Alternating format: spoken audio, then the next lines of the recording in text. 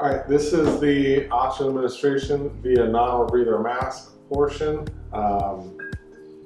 Pretty simple, basic skill, pretty easy to do. The National Registry is not necessarily looking that you know how to put a non-rebreather on somebody. That's fairly simple, but really they want to know that you know how to put the bottle together. So we're going to demonstrate this, and we are going to demonstrate how to put a non-rebreather on a patient. We always start off by making sure that we're wearing proper PPE. So at a minimum, we'd have gloves on. Most states recommend gloves and eye protection. So we'll start by saying that we are wearing our appropriate personal protective equipment. So the first thing we want to do is gather our equipment. I have an oxygen bottle, I have a regulator, and I have a non-rebreather mask, and of course we have our patient. First thing we want to do, because these will sit in our fire engines and ambulances for weeks to months at a time without being used, we always crack the bottle first. And what that does is any dust or debris that's built up in the oxygen port will blow out, so we'll have a real clean seal. Okay. The next thing we want to do is we want to check our regulator. There's a few things on this regulator we need to be aware of. Number one is the gauge that tells us how much oxygen is left in our bottle, and it's in pounds per square inch. That's the first gauge. The second gauge is actually our dial that will allow us to give the appropriate flow that we think the patient needs. Okay. This particular regulator goes from 0.5 up until 15. In EMS, we probably won't use 0.5 or even 1 too often, but it is there if that's what you would like to give the patient.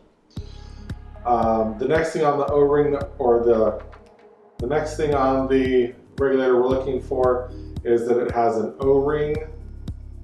Anytime you attach metal to metal, you need something that will seal it, either plastic or rubber. So this is what an O-ring looks like, really small. And they don't usually fall out. Usually it takes a little bit to get them out. So it's usually not a problem, but you want to make sure that you do have an O-ring in there for when we attach our bottle. Okay? Now we're ready to assemble our bottle. You'll notice in the regulator that there is 3 prongs that come out. There's 2 on the bottom and 1 on the top. You'll notice that in the regulator that you have. This oxygen bottle can only be put together one way.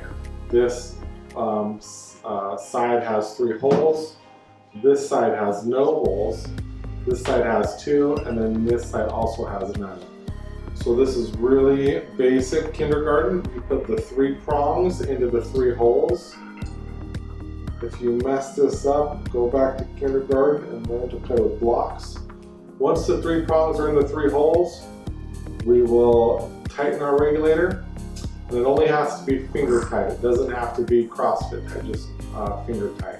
Okay, now the bottle's assembled. Now what we want to do is turn the bottle on, which then allows oxygen to go into the regulator. Okay, once the bottle's all the way on, we check and make sure that we have adequate pressure in our bottle. The National Registry recommends that any bottle under 500 be taken out of service and refilled. Our bottle right now has 1,500 pounds, so it's a good bottle to use. Okay, so now that our bottle is put together and ready to go, we will then grab our non-rebreather. If the reservoir is folded, just unfold it.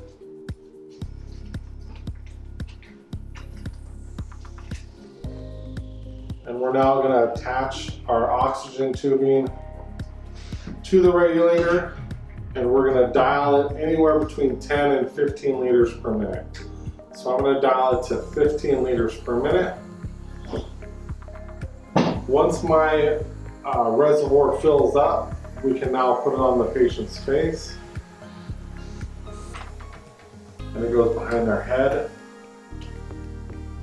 Once that's done, the last step, you want to form the aluminum piece of metal around their nose so we don't blow a bunch of oxygen into their eyes. And that's how you administer oxygen via non-rebreather mask. The other thing we're going to go over real quick is a nasal cannula. You won't be tested on a nasal cannula, but you will definitely see a nasal cannula throughout your career in EMS. And it works the same way, but instead of going 10 to 15 liters per minute, we run these at 2 to 6 liters per minute. So we will attach the oxygen tubing to my regulator. I will set this at 4 liters per minute. Once it's at 4 liters per minute, I will then put the nasal prongs in the nose. I will guide this around the patient's ears, come back under the chin and tighten it down. And that's how you place a nasal cannula on a patient.